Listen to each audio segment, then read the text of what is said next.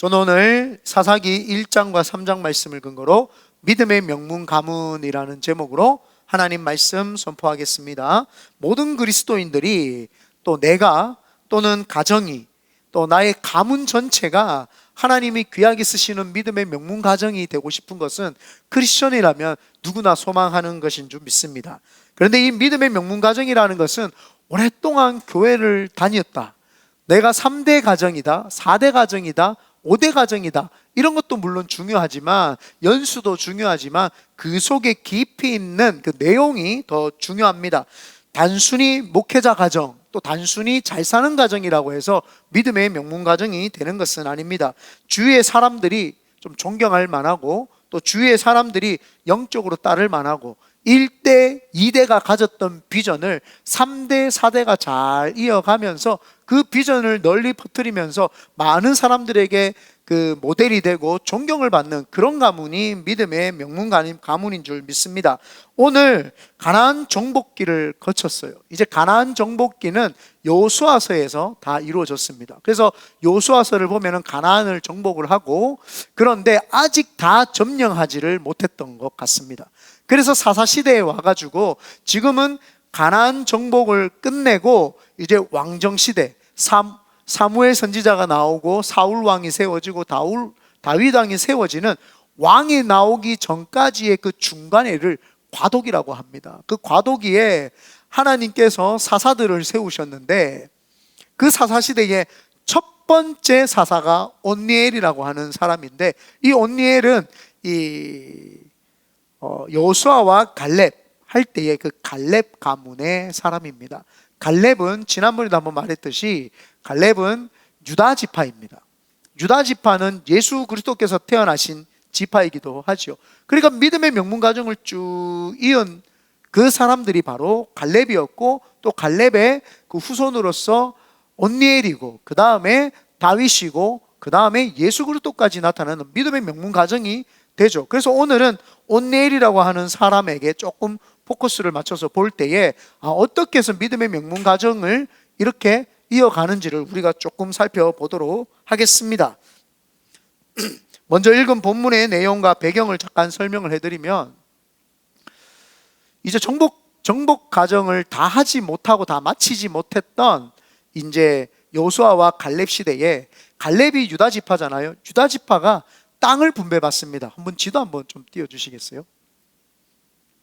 네, 저기 유다 지파가 남쪽에 아주 좀, 여기는 흰색으로 제가 보이는데 맞나요? 네, 남쪽에 그 유다 지파가 있고, 시므온 지파는 원래 조그맣니다. 조그만데 요 지도에서는 조금 크게 이렇게 나왔잖아요. 시므온 지파는 갈 데가 없어가지고 유다 지파 안에 그냥 살았던 사람들인데, 브엘세바라는 곳에 이제 살았죠.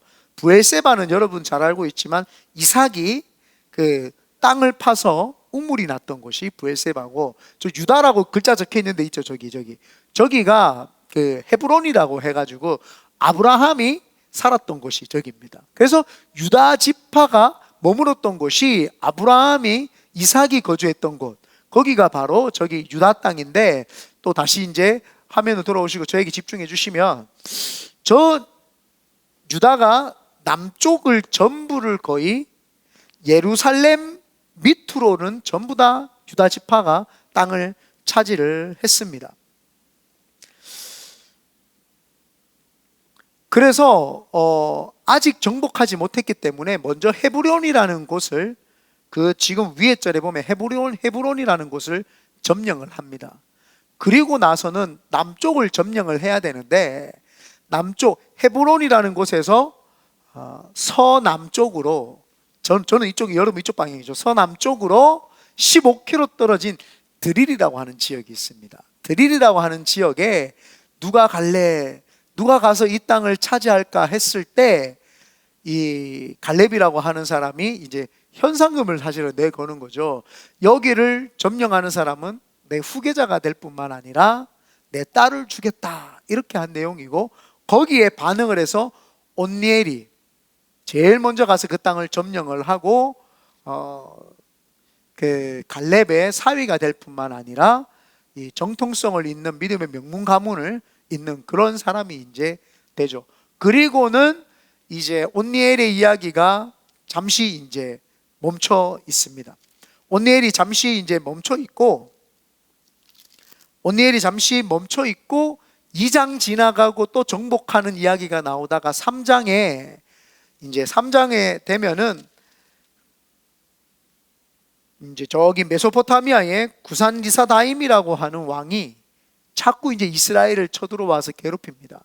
그러니까 8년 동안 이스라엘 나라가 괴로움에 이제 있을 때에 하나님이 온니엘을 사사로 들어주셔가지고, 첫 번째 사사로 들어주셔가지고 온니엘이 이 메소포타미아 왕을 무찌르고 40년 동안 나라를 평온하게 만드는 내용, 오늘 그 내용이 바로 지금의 내용입니다. 그래서 어떻게 갈렙이 여호수아에서부터 가문이 이어져야 되는데 여호수아가 아니라 갈렙으로부터 이제 하나님의 명문 가정이 쭉 이어지는 것을 우리는 볼 수 있죠. 물론 하나님의 언약의 말씀이었던 유다 지파에서부터 메시아가 나올 것이다라고 했던 그 언약의 말씀도 있었지만, 왜 하나님께서는 그래도 2대 3대까지는 여호수아의 자녀들이 사사하다가 나중에 갈렙 지파에서 나와도 되는데 왜 첫 번째 사사, 그러니까 가장 암흑한 시기에 사사가 어떻게 이 갈렙 지파에서 나왔느냐라고 하는 것이죠. 그러므로 오늘 저희들은 살펴볼 때에 이 믿음의 명문 가정 여러분들 가정 되시기를 예수님의 이름으로 축원드립니다. 첫 번째가, 믿음의 명문 가정은 해야 할 마땅한 일을 인식하는 것입니다. 하나님께서 모세에게 가나안 정복이라고 하는 이야기를 해주셨죠. 그래서 모세가 가나안 정복을 하기 위해서 이스라엘 백성들을 출애굽시켰습니다. 그리고 출애굽을 해서 광야 생활을 쭉 하게 하시면서 이제 여호수아를 세우고 이제 젖과 꿀이 흐르는 가나안 땅으로 들어가자, 이렇게까지 이야기를 합니다. 그리고는 모세가 이제 죽고 나서는 여호수아가 가나안 정복 전쟁을 일으켰죠. 그러니까 모세의 리더십을 여호수아가 잘 승계를 했잖아요. 그러면 이제 여호수아 밑에 있었던 사람이 그걸 승계를 해야 되는 게 우리가 볼 때 인지상정이지 않을까요? 그거 맞잖아요. 그런데 그렇지 않았다라는 것이죠. 그래서 여호수아가 가나안 정복을 이루면서 그 비전을 이루었던 거예요. 해야 할 일들을 해냈던 것이죠. 그런데 여기에서 우리가 의문을 좀 가져야 되는 게, 왜 하나님께서는 가나안 땅의 사람들을 다 멸하고 죽이라고 했을까요? 우리가 생각 좀 해보면 너무 좀 잔혹한 거 아닌가. 남의 땅을 뺏는 것도 사실은 우리 입장에서는 조금 꺼림칙한데, 땅만 뺏는 것이 아니라 쫓아내는 것도 할 수 있는데 쫓아내지 않고 다 멸절하고 죽이라고 이렇게 이야기를 했습니다. 그런데 신학적으로 이게 분분한 이야기가 있습니다. 왜냐하면은 여호수아 시대나 다른 왕정 시대에 가고 또 솔로몬 시대에 가면은 거기 남아있던 여부수 족속과 기르가스 족속과 그 히위 족속과 뭐 이런 족속들이 솔로몬 시대에 군인으로 착출되어 가지고 싸우는 내용들이 또 나옵니다. 그렇기 때문에 어떤 학자들은 이 문자 그대로 다 전멸해 죽였다라고 전멸해 죽이라고 하나님이 하셨다, 이렇게 이야기를 하기도 합니다. 또 그거에 또 배경에 보면은 여호수아서에 보면은 여호수아가 그 여리고성을 점령하고 나서는 그 가정과 집들을 다 불태우고 소와 양까지도 다 죽여버립니다. 그리고 아간이라고 하는 사람이 남겨놨을 때 아간의 그 가정의 가문 전체를 멸망시켜버리거든요. 그리고 아이성을 점령하지 못하게 만드는 그런 일들이 벌어졌거든요. 그래서 문자 그대로 다 쳐 죽이라고 했던 거 아니냐. 그런데 하나님께서 그 기생 라합이라는 여자도 살려주셨고, 또 그곳에 있어서 화친했던 사람들도 살려주셨고, 여러 족속들, 몇몇 족속들을 살려주신 것들을 우리가 또 볼 수 있어요. 그러면서 하나님이, 또 다른 학자들은, 소리 조금만 낮춰주세요. 다른 학자들은 이야기하기를, 하나님은 그런 분 아니다. 하나님은 그들과 통혼할까봐, 그 믿지 않는 사람들과 결혼을 해서 가정을 이루어가지고 믿음이 떨어질까봐 하나님이 미리 그 이야기를 하신 것이다. 그래서 하나님이 그들과 아주 거리를 떨어뜨리고 하나님의 우상을 섬기지 말라고 하는 그 명분이 들어있는 것이 사실 뜻이지 진짜 하나님 다 죽이라고 하신 것은 아니다. 뭐 이렇게 이야기를 합니다. 종합적으로 쭉 해석하다가 요거는 제 개인적인 신학적인 견해에다가 저 견해를 제가 이제 말씀을 드리면, 하나님은 첫 번째로 좋으신 하나님입니다. 그죠? 그 좋으신 하나님은 우리에게 사랑도 주시지만 공의의 하나님이십니다. 사랑과 공의 둘 다 있으신 분이죠. 그래서 제가 이걸 가지고 한 일주일 동안 묵상을 했어요. 하나님, 이게 난제입니다. 하나님이 진짜 사람들을 다 멸하시는 하나님이십니까?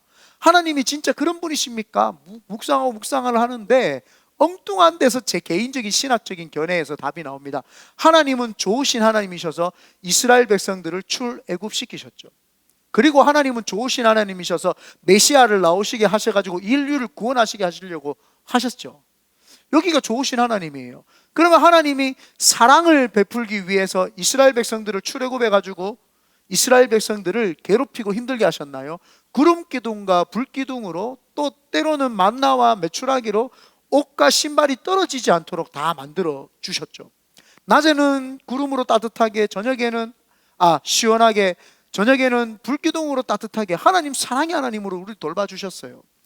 그러면서 여기에서 제가 갑자기 머릿속에 들어왔던 게, 가나안 족속들은 벌써 이때 하나님의 사랑 이야기를 다 들었어요.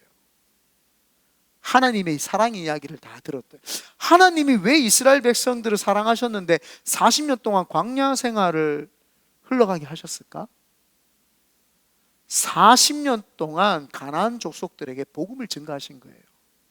제 개인적인 견해입니다. 40년 동안 그들이 계속 하나님의 이야기를 들은 거예요.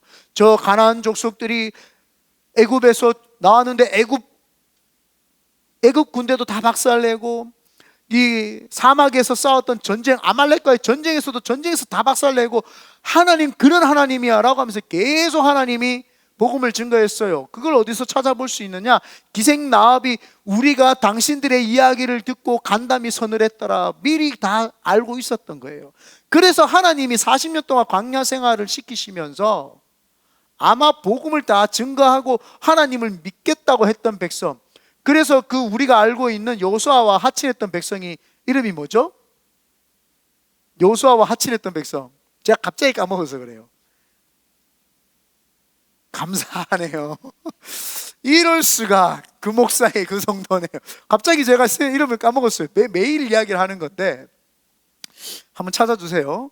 네, 그 족속은 왜 여호수아와 기브온 족속, 기브온 족속들은 미리 다 들어서 알고 있었어요. 맞죠? 그래서 기브온 족속들이 여호수아한테 왔을 때 먼저 화친을 요청을 했죠. 하나님을 그들은 믿었던 거예요. 복음을 받아들였던 것이죠. 그러므로 하나님께서 노아에게, 노아 방주에서 노아를 통해서 노아가 백몇십 년 동안 이거를 지었던 이유가 뭐예요? 하나님이 계속 복음을 증거하는 거예요. 노아를 보면서 사람들이 저기 미쳤나? 저 비 온다고, 하나님이 비가 오고 멸망한다는 이야기를 계속 해줬던 거예요.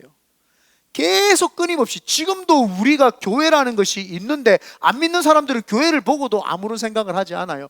끊임없이 하나님이 교회를 보여주고 이 건물을 보여주면서 예수를 믿으라고 끊임없이 이야기를 하는데도 안 믿는 거예요. 하나님은 좋으신 하나님이고 사랑의 하나님이시지만 결국에는 하나님 마지막 때에 공의의 하나님, 심판을 하셔야 되니까 그들이 계속 바알과 아세라 우상을 계속 섬기면서 음란한 행위들을 계속 하니까 하나님이 너희들 멸망한다, 동성연애 하니까 멸망한다 계속 아마 이야기했을 거예요. 하나님 10계명이 그들에게 벌써 다 안 퍼졌겠어요? 40년 동안 벌써 퍼져도 12번은 더 퍼졌으리라 생각을 하죠. 그게 다 퍼졌던 거예요. 그러면서 제가 해결이 되더라고요. 맞네, 하나님은 사랑의 하나님이시지만 공의 하나님이시구나. 계속 복음을 이야기를 했고, 소돔과 고모라에도 하나님이 의인 10명만 있어도 살려주시는 하나님 했는데 없었던 거예요. 그러니까 그들은, 원래 사람들은 누구나 태어나면 다 죽잖아요. 그냥 그 심판 때에 그들이 죽은 것이 그들의 생명의 시간이었던 거예요. 그들이 이 땅에서 크로노스의 시간이 그냥 그때 다 한 거예요. 우리가 생각할 때는 뭐 가슴이 아프니 힘드니 해도 하나님은 그들에게 40년이라는 시간을 통해서 계속 이야기하셨던 거예요. 내가 너희들 점령하러 갈 거니까 너희들 조심해라, 조심해라. 하나님 믿고 변화되라. 하나님 믿는 백성들은 살아난다. 하나님은 이런 백성이다. 계속 이야기를 했단 말이에요. 그런데 그것을 듣지 못했기 때문에 점령 당시에 죽었던 거예요. 그런데 다 점령을 하지 못했던 거죠. 그때 이 온니엘이라고 하는 사람, 근데 왜 갈렙이라고 하는 사람이 리더가 안 됐을까요? 리더가 왜 여호수아가 됐을까요? 저도 그거는 잘 모릅니다만은 추측컨대, 그냥 갈렙의 이야기를 통해서 추측컨대, 갈렙이라고 하는 사람이 지금 어떻게 리더자를 뽑고 있어요? 능력 있는 사람 위주로 뽑는 거예요. 그죠? 누구든지 드빌이라고 하는 드빌이라고 하는 저기를 점령하는 자는 내 후계자가 되고 내 딸을 주겠다라는 거예요. 이게 뭐예요? 능력제예요. 가만히 보니까 모세가 능력이 있었던 갈렙을 안 선택해 줘가 갈렙에게 좀 서운함이 있었지 않았을까? 제 생각입니다. 네. 갈렙이라고 하는 사람이 생각해 보십시오. 능력은 여호수아 못지않는 사람이에요. 그러니까 이 산지를 내게 주셔서 어쩌면 여호수아보다도 더 대담하고 대범한 사람이에요. 그러니까 유다 그 밑에 모든 족속을 다 차지하고 헤브론까지 차지하고 다 차지하는 거예요. 이 사람은 하나님이 주신 명령 그대로의 삶을 살았던 사람이죠. 그래서 이 갈렙이라고 하는 사람이 딱 지명을 해가지고 가장 총명하고 똑똑한 사람을 너 내 후계자 이렇게 하지 않았던 거예요. 그냥 저 드빌이라고 하는 곳을 점령해와라. 그때 온니엘이 저요 했던 거예요. 믿음의 명문 가정은 오랫동안 교회만 다니고 3대 4대 교회 다닌다고가 아니라 하나님이 주셨다 해야 할 일에 대해서 인식하고 있는 사람이에요. 이 온니엘이라고 하는 사람은 그런 사람이었던 거죠. 아브라함에게 말씀하셨던 하나님 그 비전, 모세에게 그래서 그 시행할 수 있도록 애굽에서 끌어내 주신 우리 하나님, 그리고 여호수아를 통해서 그걸 시행하신 하나님, 이제 나의 죽은 데는 우리 갈렙 어른이 지금 그 비전을 이루기 위해서 나한테 이야기를 하니 그 비전을 이룰 사람이 나다. 그래서 그 비전을 이룬 거예요. 하나님은요, 하나님의 비전을 이루는 사람을 쓰시는 거예요. 믿음의 명문 가정은 비전을 이루는 거예요. 그래서 집에 가보면 명문 가정에 꼭 있는 게 있어요. 가훈. 예. 그래서 가훈이라는 거 있죠. 그래서 여러분들의 가훈은 뭐예요? 저는 제 가훈은 그래요. 하나님은 살아계십니다. 아마 많이 들었을 거예요. 그죠? 하나님은 살아계십니다. 하나님 죽었나? 항상 누가 막 목사님 이거 안 되고 저거 안 되고 막 하나님 죽었나? 제가 이렇게 이야기하죠. 하나님이 살아계신다. 하나님이 살아계시면은 지금도 살아계신다. 그렇지 않아요? 하나님 옛날에만 살아계신 하나님 말로 믿어요. 안 믿죠. 그분은 죽었는데 지금. 하나님 지금도 살아계시기 때문에 내가 믿는 거 아닙니까? 그래서 우리 아들들한테 하나님 살아계신다 가르쳐 주는 거죠. 그래서 우리 동훈이가 이래가 나중에 항상 어디에 가든지 우리 집안의 가훈은 하나님은 살아계신다입니다. 이렇게 해야 될 줄 믿습니다. 학교에 가서도 하나님은 살아계십니다. 하나님은 살아계십니다. 이 말을 저는 제 마음속의 가훈으로 삼았죠. 그래서 그걸 가지고 늘 제가 이제 살아가지고 하나님 살아계신다, 하나님 살아계신다. 어떤 문제가 와도 하나님 살아계신다. 그럼 살아계신 하나님이 나에게 뭘 시키냐는 거예요. 어떤 걸 시키시냐는 거예요. 어떤 걸 하기를 원하시냐는 거예요. 그거를 인식하는 사람이 믿음의 명문 가정이죠. 저는 하나님의 살아계심을 나타내는 것이 제 비전이고 제 역할이고 제가 해야 될 일이죠. 모든 성도들에게 하나님 살아계신 걸 보여내는 거, 이게 바로 목회자의 역할이고 목회자가 해야 된다고 저는 생각을 합니다. 그래서 하나님의 살아계심을 나타내는 거, 그래서 이 믿음의 명문 가문은 해야 할 마땅한 일을 인식하는 것이었죠. 그래서 이 이사갈이라고 온니엘이라고 하는 이 친구가 자기가 하나님 앞에서 해야 될 일이 무엇인지 알았던 거예요. 그래서 그 드빌이라는 곳을 점령을 하고 올라와서 그 아내를 맞이하는데 악사입니다. 그 갈렙의 딸 이름이 악사인데, 악사가 그 남편의 그 온니엘을 맞이하면서 그 남편에게 이렇게 이야기를 합니다. 여보, 우리 아빠한테 가서 복 달라고 합시다. 이렇게 이야기합니다. 그 복이 뭐예요? 이제 믿음의 명문 가정을 이루기 위한 복이 되는 것이죠. 그래서 우리는 여러분 믿음의 명문 가정을 이루기 위해서 여러분 가문마다 이제부터 그 가훈을 하나 세우세요. 가훈을 하나 세워서 우리 가정은 이런 가정이 되겠다. 그래야 뭐 믿음의 그 발자취나 믿음의 방향이나 믿음의 비전이 있을 거 아니에요. 근데 뭐 그것도 없이 우리 방향도 없이 그냥 예수 믿으면 돼, 교회 다니면 돼, 이거는 제가 볼 때는 믿음의 명문 가정은 될 수는 없습니다. 오래 믿은 가정은 될 수 있으나 믿음의 명문 가정은 될 수 없다. 그래서 여러분들이 믿음의 명문 가정이 되기 위해서 가훈 하나씩 만드시기를 바랍니다. 그래서 저도 이번에 설교를 준비하면서 액자 하나 준비해야 되겠다. 가훈 아주 그냥 멋있게 해가지고 탁 해가지고 액자 하나 걸어놓고 우리 가정은 하나님은 살아계십니다. 이거를 늘 대대손손 이제 천대까지 보는, 우리가 출애굽기 20장에 보면은 이 하나님 말씀을 지키는 자들 천대까지 복 받고 하나님을 저버리면 3, 4대까지 저주를 받는다고 이렇게 이야기를 하죠.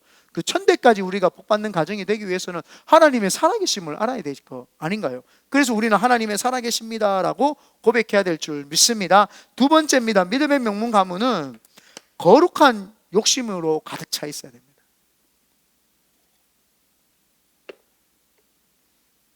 거룩한 욕심으로 가득 차 있어야 되죠. 온니엘이라고 하는 사람이 갈렙의 후계자로서 이제 임명받는 과정에서 용감한 자가 미녀를 차지한다고 해가지고 이제 악사라고 하는 미녀를 이제 차지를 했어요. 그리고는 참 이 미모의 여자가 영적인 거룩함, 이 거룩한 이 어떤 뭐라 그러죠? 이 욕심이 가득 차 있었던 사람이에요. 한번 우리 15절 한번 읽어볼게요. 15절입니다. 1장 15절 다 같이 한번 읽어봅니다. 시작. 이르되 내게 복을 주소서, 아버지께서 나를 남방으로 보내시니 샘물도 내게 주소서 하매 갈렙이 윗샘과 아랫샘을 그에게 주었더라. 아빠에게 이제 갈렙이 남방으로 가라고 했어요. 다시 한번 지도 한번 보여주실래요? 여기 유다 지파의 지도를 보면 저 시므온 저 밑에 보면은 브엘세바 밑에 보면은 거기는 서쪽이죠. 동쪽이네요. 서쪽으로는 이 지중해 연안이 있고 동쪽으로는 사해 바다가 끝부분 사해 바다뿐만 아니라 거기에 이제 그 아라비아 쪽 그 군대들이 진을 치고 있는 아주 그쪽입니다. 그러니까 가장 척박한 땅이에요. 척박한 땅. 거기는 사막입니다. 거기서 네게부 사막이라고 하거든요. 네게부 땅입니다. 여기 여호수아의 17장인가에 보면 아마 나올 거예요. 온니엘의 이야기가 잠시만요.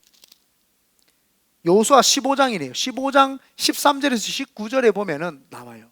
거기에 보면은 그 네게부라고 하는 땅인데 거기는 지금도 사막입니다. 그 사막이라고 하는 땅에 이제 자기들이 내려간 거예요. 영적 욕심이 있었죠. 남방 지역을 자기들이 다 점령을 해야 되겠다. 그런데 사막에 제일 필요한 게 뭐예요? 물이잖아요. 그러니까 아버지에게 땅도 분배받았는데 땅으로는 안 된다는 거예요. 땅으로는 안 되고 샘도 주세요라고 이야기를 합니다. 그러니까 아버지가 윗샘과 아랫샘을 주겠다 이렇게 이야기를 합니다. 여기서 윗샘과 아랫샘을 주겠다 이렇게 이야기하는데 윗샘은 뭐고 아랫샘은 뭘까요? 저 지역에 있었던 아마 비옥한 그 강줄기가 이렇게 조금 있는 거기에 샘 두 개가 있다고는 이야기를 합니다. 그걸 이야기를 한다라고도 하는데 영적으로 조금 보면은 하나님이 주시는 은혜와 아빠가 주는 은혜 두 가지, 윗샘과 아랫샘을 둘 다 주겠다. 또 우리가 볼 때는 천국과 교회라고 보셔도 되죠. 천국과 교회, 윗샘과 아랫샘. 이 땅에서 아랫샘은 이 교회입니다. 윗샘은 천국이죠. 그래서 이걸 하겠다. 또 우리 인간에게 따지면 뭐예요? 영과 혼과 육이 윗샘과 아랫샘으로 나누죠. 영이 맑아지고 충만해지고 육이 맑아지고 충만해져야 되는 것처럼 윗샘과 아랫샘 이런 것들이 이제 우리에게 충만해져야 되죠. 그래서 윗샘과 아랫샘을 이제 주는 내용까지가 딱 나옵니다. 그런데 마지막 절에 보면은 윗샘과 아랫샘을 그에게 말씀이 나왔어야 되는데 그죠? 15절에 하반절에 한번 15절 한번 띄워 주실래요? 갈렙이 윗셈과 아랫셈을 그에게 뭐라고요? 주었더라. 이 주었더라고 하는 거를 원어로 보니까 완료 시제가 아니에요. 미완료 시제예요.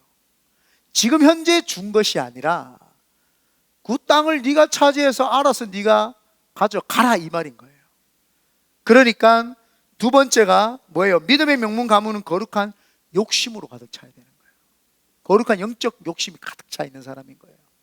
그러니까 윗셈과 아랫셈을 차지하면 주는 거지 못 차지하면 없는 거예요. 그러니까 남방 땅에 척박한 땅에 가는 것도 대단한 용기인데 셈을 달라고 했는 거예요. 갈렙이 뭐예요? 이 산지를 내게 주소서, 헤브론을 내게 주소서 했던 거하고 똑같은 말을 하는 거예요. 가지도 않은 땅, 지금 가나안 땅은 본 적도 없어. 어디 있어요? 광야에서 있으면서도 저거는 내 거, 저거 내 거 주세요. 지금 이렇게 하는 거예요. 그러니까 모세가 뭐라고 했어요? 그래, 네 해라 했죠. 그래서 여호수아하고 전복 전쟁할 때 여호수아에게 이야기를 합니다. 모세한테 내가 이야기했었던 40년 전에 이야기했었던 이 산지를 내게 주셔서 했던 그 땅을 주세요. 그때 여호수아가 가져가세요. 그래가지고 헤브론을 점령을 해버리는 거예요. 그 땅을 점령을 해버렸단 말이에요. 그런 것처럼 이 믿음의 명문 가문에서는 영적 욕심이 있단 말이에요. 왜 갈렙이 여호수아가 아닌 갈렙이 리더가 되었을까? 왜 사사시대에 갈렙의 가문에서 있었을까? 제가 이야기했잖아요. 이 가문이 영적 욕심이 대단한 거예요. 영적 욕심이 우리가 하나님 나라 이루는데 목숨 걸겠다라는 거예요. 다른 사람들보다도 더 열심히 하나님께 목숨 걸고 내가 하겠다는 거예요.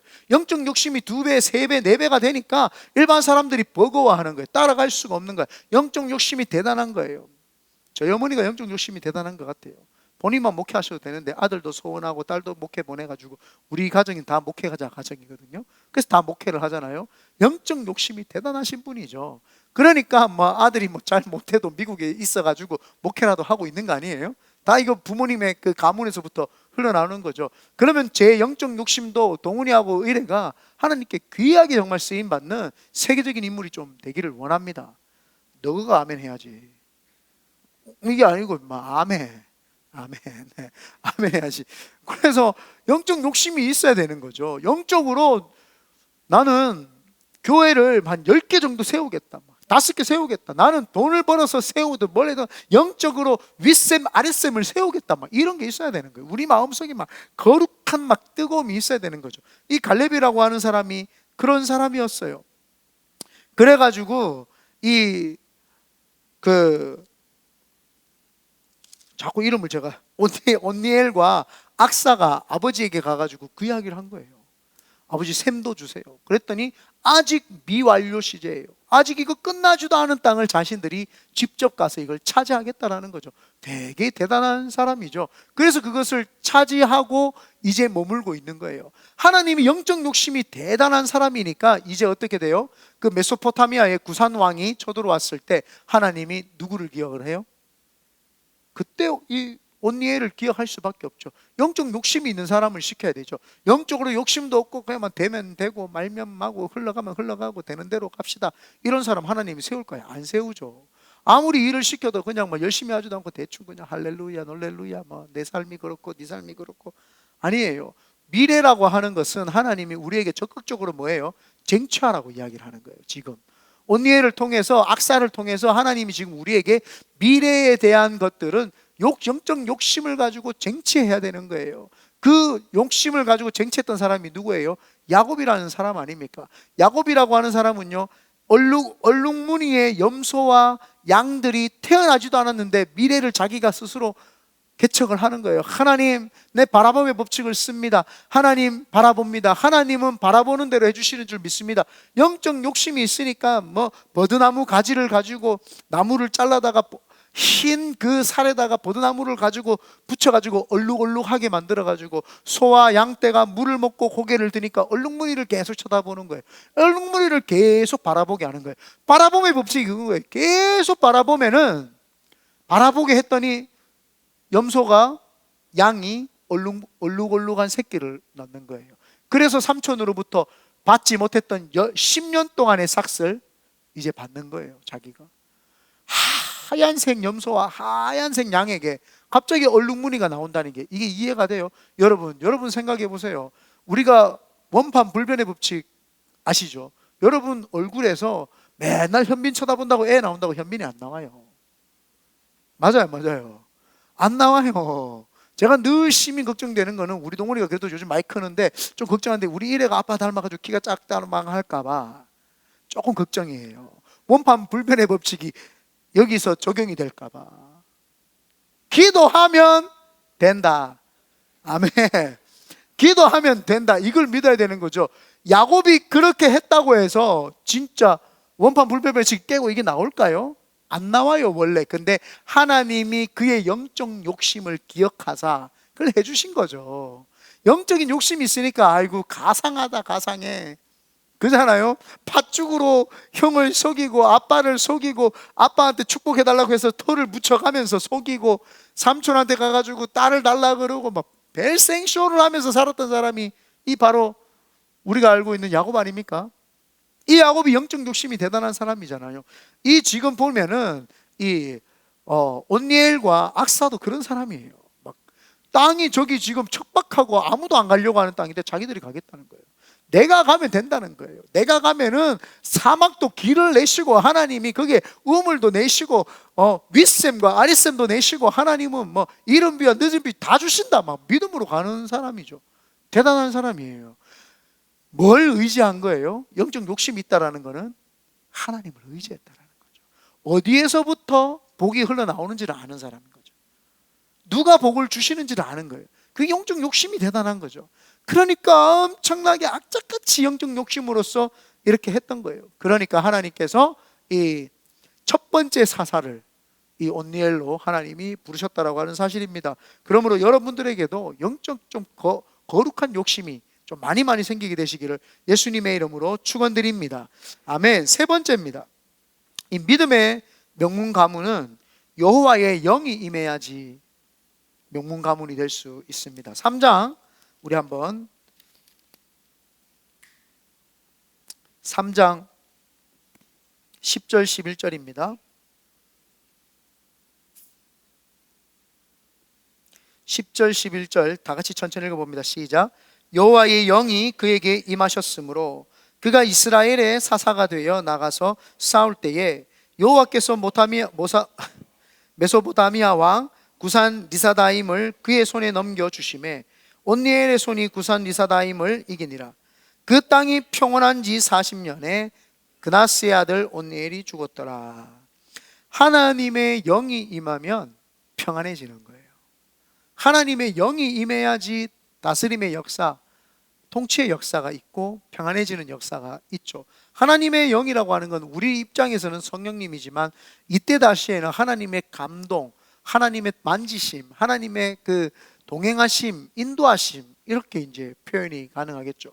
온니엘이라고 하는 사람에게 하나님이 늘 감동을 주시는 거예요. 감동을 주시는데 두려워 말라, 놀라지 말라, 걱정하지 말라는 거예요. 감동을 주시니까 이 그 온니엘이라고 하는 사람이 감동을 받는 거예요. 아, 하나님이 나와 함께 하시는구나. 그럼 됐다. 하나님 메소포타미아 왕 이 구산을 어떻게 하기를 원하십니까? 내가 감동을 줄 테니까 너 평안하지? 예, 올라가라. 그러니까 하나님이 이 마음에 이 온니엘을 마음의 평안함으로 다스려 주시니까 마음이 평안한 사람은요 두려움이 안 생겨요. 그러면 그냥 직진해서 가는 거죠. 평안함이 생겨서 직진해서 가니까 그 왕을 쉽게 이길 수가 있었고 그 온니엘이 있다라고 하는 소문만 있어도 하나님의 영이 그를 붙잡고 있기 때문에 소문만 듣고도 40년 동안 못 쳐들어오는 거예요. 하나님의 영이 임해야 되는 거예요. 성령이 임한 사람은요 사람들이 어떻게 하려고 한다고 해서 되지 않아요. 이렇게 괴롭혀보고 저렇게 괴롭혀보고 이렇게 괴롭혀봐도요 어느 날 보면 또 우뚝 서 있어요. 또 잘라보고 밀어내보고 넘어뜨려보는데 어느 날 보면 또 우뚝 서 있어요. 오뚜기처럼. 그 사람이 바로 성령에 임한 사람이죠. 근데 성령이 없는 사람은요 이렇게 얻어맞고 다른 길을 가도 또 얻어맞고 또 가다가 또 얻어맞고 또 가다가 계속 얻어맞는 거예요. 얻어맞다가 볼일 다 보는 거예요. 근데 하나님의 사람은 그렇지 않아요. 하나님의 사람은 때리지는 못하는데 계속 괴롭혀요. 그런데 그 사람은 강건하게 서 있어요. 그 사람은 항상 서 있어요. 항상 올바르게 서 있는 거예요. 하나님이 문을 열면은 닫을 자가 없고 문을 닫으면 열 자가 없다고 했는데 이 사람은 가만히 있는데도 뭔가 복이 임하고 축복이 임하고 역사가 임하고 하나님이 막 만져주는 것 같아요. 왜 그럴까요? 하나님의 영이 임했기 때문이에요. 그 사람이 사람 됨됨이가 괜찮아서가 아니라 하나님의 영이 임하니까 그 하나님의 영에 접근을 할 수가 없는 거고, 하나님의 영에 의해서 다스림을 받게 되는 거고, 하나님의 영에 의해서 모든 것들이 움직이기 시작을 하는 거죠. 역사가 일어나기 시작을 하는 거죠. 요즘에 우리 정권 보면은 손바닥 뒤집듯이 막 지금 뒤집어요. 그죠? 이제 또 윤석열 대통령이 더 이기는 것 같아요. 그죠? 좌파들이 그냥 또 이제 또 내려가는 것 같아요. 근데 그 이면에 그 부산의 그 세계로 교회, 제가 몇 번 가끔씩 한번 들어가서 보세요. 그 사람은 설교 제목이 이재명은 박살났다 뭐 이런 거 하시는데 근데 그분의 설교를 한 번 들었거든요. 제가 한 번밖에 나는 남 설교를 잘 못 들어요. 뭐 지겨워가지고.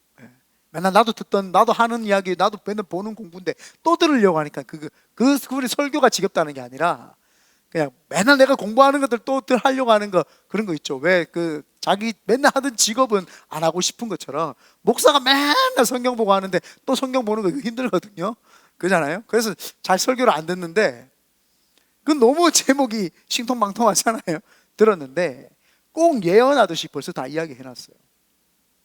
이재명이는 다 이렇게 될 것이고 이렇게. 그 내가 막 그 신비주의에 빠져 그런 이야기 하는 게 아니라 그분이 믿음으로 그걸 이야기를 해요.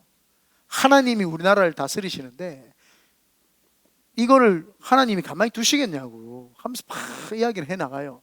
그러면서 제가 이렇게도 해석을 하시는구나 하면서 이제 들었는데 굉장히 은혜가 되고 도전이 돼요.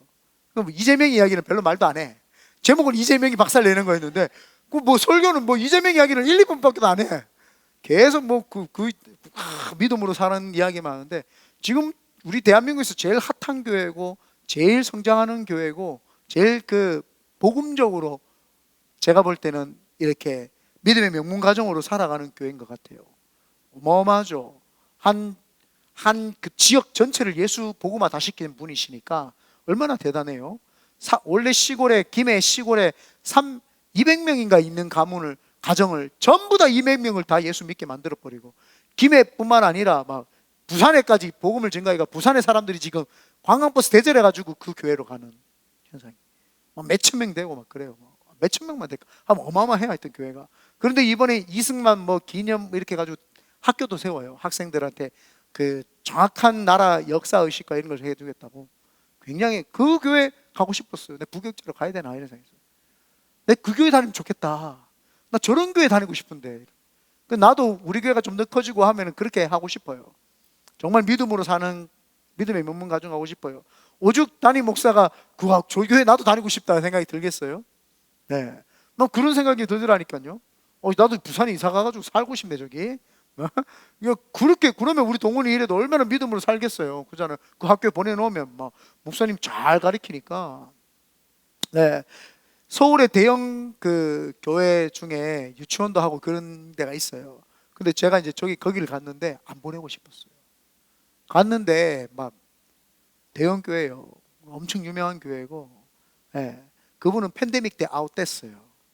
예. 팬데믹 때 뭐 하나님이 뭐라 그랬죠 이거 현장에 모이지 말라고 했다 이렇게 이야기를 했어요. 다 뭐 지금은 한 말이 없잖아 그러면. 그래가지고 이제는 그분 이제 뭐 소식도 소문도 막 요즘에는 이슈가 되지 않아. 갔는데 동훈이 그 유치원 보내려고 갔었거든요. 그때 5살 땐가 4살 땐가 5살. 딱 들어가는 순간 마음의 문이 확 닫혔어요. 아이들한테 마귀들과 싸우 이걸 가르치고 있는 거예요. 내가 이런 교회를 다녀야 되나? 막 그걸 4살, 5살 애들한테 그걸 세뇌교육을 시키고 북한 비슷하고 막 그래요. 나는 아무리 우리가 믿음의 명문 가정을 이룬다고 하지만 지적이고도 혼적이고도 육적이고도 영적인 걸 다 가르쳐야죠. 애들이 뭘 안다고 그 세뇌교육을 시켜놓고 앉아 있으니까 나는 무서웠어요. 우리 애가 여기서 커서 얼마나 편협한 애가 되겠어요. 한쪽으로만 막 이래가지고 그런 교회도 있어요. 그런데 이 세계로 교회는 보내고 싶더라고요. 이 교회는 교육도 잘 시키고 애들 보내고 싶다. 여러분 한국 계시는 분들 그 교회로 가세요. 네. 내가 한국에 있었으면 그 교회 갔다. 네, 믿음의 명문 가정은 여호와의 영이 임해야 되죠. 근데 그 목사님은요, 절에서 공부하면서 스님이 그 신학 자금 보태가지고 신학 졸업하신 분이에요. 진짜로. 절에 들어가가지고 절에서 공부하시면서 스님이 신학 장학금 줘가지고 보내가지고 목사 돼가지고 되신 분이에요. 네, 그 대단한 분이세요. 그 책 읽어보라니까요. 읽어봤어요? 내 이야기 맞죠? 아닌가? 맞죠? 읽어보라니까 사가지고 목사님 전도가 너무 쉬워요. 이렇게. 성도님 전도가 너무 쉬워요 하는 책이 있어요. 그 목사님은요, 성도가 교회 안 나오잖아요. 집에 찾아가가지고 왜 안 나왔어요? 하니까 내가 파를 심는다고 바빠가 물 주고 파 다 뽑아버립니다. 파 뽑아버립니다 그냥. 이게 뭐라고 우리 성도가 기도를 안 하냐고, 교회를 안 나오냐고. 이게 뭐라고 다 뽑아버립니다. 대단하더라고요. 저는 그게 15년 전에 벌써 읽었거든요, 그 책을. 저는 15년 전에 읽었는 책인데 너무 재밌게 읽었었죠, 그때 당시에. 여러분들 꼭 한번 사가지고 보시길 바라고, 도전받기를 바라고, 영혼 구원하기를 바랍니다. 우린 뭐 10명 그러죠? 그게는 아니. 이 도시를 변화시키면 이러고. 야, 그래서 팬데믹 때 그 교회는 하나님의 영의 기름 부으심이 있으니까 팬데믹 때요, 그 모든 그 문재인 정권에서 관공서에서 나와가지고 당신들 거리 지키라고 했잖아요. 몰래 문재인 정권에서 사람 보내가지고 당신들 교회는 그냥 예배 드리세요 그랬어요. 처음 듣는 이야기죠. 진짜예요. 그래가 그 교회만 몇천 명 예배 드리고 그랬어요. 그런데 이분이 온라인에 와가지고 막 설교를 하는 거예요. 우리 교회는 예배 드린다 그러고 막 하니까 또 문재인 대통령 측에서 사람 보내가지고 그거 영상 좀 내리세요. 그러니까 여기만 예배 드리고 다른 데는 말하지 마세요. 그렇게 했던 교회예요. 성령이 임하니까 손을 못 대는 거예요. 성령이 임하니까 손 댈 수가 없는 거예요. 그게 하나님의 영이 임했는 거예요. 이게 보니까 온니엘이 하나님의 영이 임한 거예요. 그 누구도 막을 자가 없는 거예요. 이걸 뭐라고 이야기하냐? 환경을 뛰어넘는 복이에요. 환경을 뛰어넘는 복을 받은 거예요. 우리가 그 미국에 살면서 예화를 이제 미국 목사님으로 하면 되는데, 조나단 에드워즈 목사님이라고 해가지고 19세기에 18세기에 그 대단한 부흥을 일으켰던 분이죠. 띄우라고 안 했는데 왜 벌써 띄워요? 지금 예고편. 네, 너무 빨리 띄운다. 조나단 에드워즈라고 하는 목사님이 있는데, 이거는 신학생들은 반드시 이분 책을 읽어야 돼요. 저희 집에 한 권 있거든요. 조나단 에드워즈와 함께하는 성령 운동 이런 부흥에 있는데, 이 조나단 에드워즈라고 하는 목사님은 어린 시절에 이제 맥스 주큐라고 하는 친구하고 어렸을 때 교회를 계속 같이 다닙니다. 맥스 주크라고 하는 친구인데 같이 교회를 계속 다니다가 조금 이제 성장하고 나서 청소년기에 그 맥스 주큐라는 친구와 함께 조나단 에드워즈 목사님이 교회를 같이 가자 했는데, 이 친구가 나 요즘 뭐 교회도 재미없고 자유분방하게 살고 싶다 하면서 술집으로 가게 됩니다. 그래가지고 이 조나단 에드워즈 목사님은 그 길로 하나님의 믿음을 잘 믿고 하면서 목사님이 되고, 18세기에 미국에서 이래 없는 미국 전역의 부흥의 역사를 만들어내신 분이에요. 영국의 감리교회 창시자였던 요한 웨슬리 목사님이 영국을 부흥의 그 장으로 만들었던 거하고 똑같은.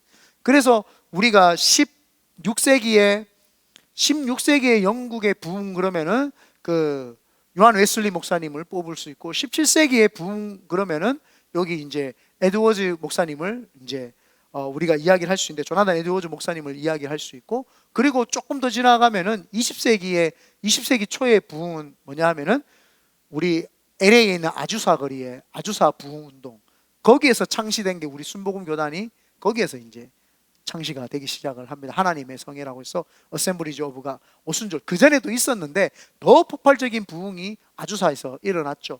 그리고 나서는 그 선교사님들이 한국으로 들어오고 조영기 목사님 만나고 그러면서 한국과 전 세계의 부흥 운동이 일어나기 시작을 했죠. 그래서 여러분들이 이 자부심을 가져야 되는 게, 이렇게 통성으로 기도하고 방언 기도하는 교회가 전 세계에서 제일 많다.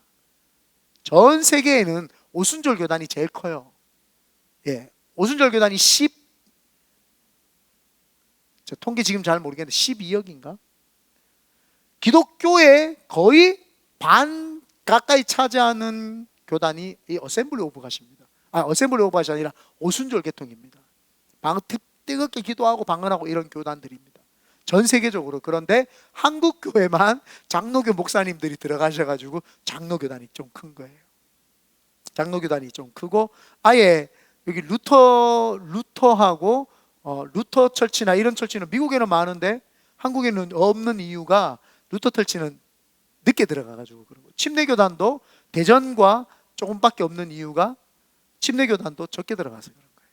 먼저 들어갔기 때문에 장로교가 자리를 잡아가 우리 대한민국에는. 그런데 지금 역사적인 흐름을 보면은 장로교단이 우리 한국에 들어왔기 때문에 우리 한국이 조금 더 발전할 수가 있었던 거예요. 기독교가. 왜? 우리 한국이 그때부터 뭐예요? 하고 사대부, 유교하고 이 뭐라고 하지? 전통이 많잖아요. 제사만 지내도 뭐요? 제3배 그러고 자는 옆으로 앞으로 뭐 이런 많잖아요. 절차가. 장로교 두고 보니까 그렇거든요. 저는 묵도하심으로, 사도신교 하심으로, 찬송가 한 장 부르시고 대표기도 하심으로 막 이런단 말이에요. 이게 잘 맞아 떨어진 거예요. 우리나라 유교에 막 이런데 갑자기 막 오순절 와가지고 와따 불러 충만하게 이러면 전부 다 이거 뭐야 이거 뭐야 이렇게 됐던 거예요. 그러니까 역사적인 걸 좀 볼 수 있어야 되는 거예요. 우리 교단이 좋다고 우리 교단만 외치면 그것도 안 되는 거야. 하나님의 섭리가 장로교단이 우리 한국에 들어와야지 우리 한국이 이렇게 잘 맞구나라는 걸 아셨던 거죠. 예. 그러나 시대가 바뀌었기 때문에 지금은 더 뜨겁게 기도해야 사는 시대이기 때문에 이제는 장로교고 감리교고 침례교고 할 것 없이 다 부흥하는 교회는 뜨거운 교회예요. 부흥하는 교회들, 목숨 걸고 기도하는 교회들은 이제 부흥하는 교회죠. 잠잠한 교회는요, 순복음 교단도 조용히 설교하시는 분들이 이제 많아요. 순복음 장로교도 많아요. 순복음 장로교 목사님들 보면은 이제 부흥 잘 안 해요. 뜨겁지 않아가지고 안 부흥해요. 그러니까 하나님의 이 성령이 임해야지 교회가 살아나고 역사가 일어나죠. 그래서 이 미국의 교육 철학가 중에 알버트 원십이라고 하는 사람이 있습니다. 이 사람이 이 조나단 에드워드 목사님과 맥스 주큐라고 하는 그 친구의 일대기를 그러면 한번 찾아봐야 됐다 연구를 한 거예요. 이 조나단 에드워드 이 대단한 분의 가문은 어떻게 돼 있고 이 맥스 주큐라고 하는 친구의 가문은 어떻게 됐을까 했을 때 그 가문을 비교합니다. 한번 띄워주실래요? 그래서 같이 교회 다니다가 나중에 술집으로 간 이 맥스 주큐라고 하는 사람의 5대에 걸친 후손들을 확인을 했더니 560명인데 후손들의 혼인관계를 맺은 사람들이 169명이에요. 560명 중에 169명을 포함하여 약 1200명이 되는 이 주쿠 가문의 사람들의 행적을 봤더니 1200명 중에 300명은 유아 시절에 죽어요. 440명은 나태하고 태폐 생활하고 몸이 망가져가지고 병약해지고 그런 사람들. 310명은 거지. 1500명은 범죄자. 100명은 알코올 중독자. 60명은 절도범. 70명은 살인자. 그들 중 40명의 여자들은 창녀, 매춘부. 단 20명만 직업 기술을 배웠고 그 중에 10명은 교도소에서 배웠고 그 기술을 교도소에서 배운 거예요. 그러니까 정상적인 사람 1200명 중에 정상적인 사람은 10명밖에 없었던 거예요. 한 사람이 술집으로 들어가서 허랑방탕한 생활을 했더니 같은 시절에 같이 살았던 친한 친구가 한 사람은 저렇게 된 거예요. 그런데 조나단 에드워드 목사님은 약 140년 동안 그 일가를 봤더니 1390명으로 성장을 했는데 그 후손들 중에 대학을 졸업한 사람이 285명. 이거 지금 18세기, 17세기 이야기하는 거예요. 17세기, 18세기 이야기하는 겁니다. 그들 중에서 13명이 대학 총장, 65명의 교수, 의사가 56명, 목사, 신학자, 선교사가 된 사람이 100명, 변호사가 100명, 그리고 판사가 39명, 그리고 그 후손들 중에서는 부통령 1명, 상원의원 3명, 국회의원은 다수, 외교관 다수, 주지사 3명, 시장 3명, 군대 장관 75명, 작가 60명, 철도회사 책임자 50명, 금융기관에 여러 명, 금융기관에는 여러 명, 광산주도, 광산을 관리하는 주인도 여러 명, 이렇게 나와 있어요. 조나단 에드워드 목사님이 그 부흥의 역사에 하나님의 영을 받은 분 아닙니까? 그분이 하나님의 영이 그에게 임했던 거예요. 하나님의 영이 임해가지고 17세기에 미국 전역을 부흥의 길로, 불길로 만들었던 그분, 하나님의 영이 임하니까요, 그 가문을 손댈 자가 없는 거예요. 1390명에서 단 1명의 범죄자도 나오지 아니하고 그 가문을 하나님이 지키시는 거예요. 하나님이 출애굽기 20장의 말씀을 지켜보신 거예요. 내가 1000대까지 복을 주리라. 하나님이 벌써 역사적으로 우리에게 보여주시는 거예요. 미국에 어마어마한 가문들이 더 많은데 이분이 대표적인 거예요. 대표적인 걸 지금 이야기를 해주는 거예요. 조나단 에드워드 목사님 이야기는 모든 미국의 목사님들이 많이 쓰는 예화 중에 하나이고, 저도 벌써 설교 가운데 우리 교회에서는 처음인 것 같은데 예전부터 하면 한 4번째 쓰는 것 같아요. 이 조나단 에드워드 목사님 가문이 이런 거예요.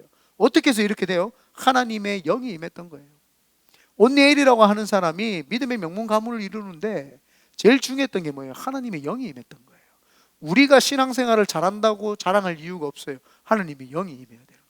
내 속에 하나님의 감화 감동이 있고 하나님의 만지심이 있고 하나님의 음성이 들려야 되고, 하나님의 음성이 들리기 위해서 말씀을 붙잡아야 되고 기도를 해야 되죠. 그래서 말씀과 기도로 병행했더니 하나님의 충만한 역사가 임하고 하나님의 영이 임하니까 그 가문을 닫을 자가 없고 하나님이 열어버리니까 닫을 자가 없는 거예요.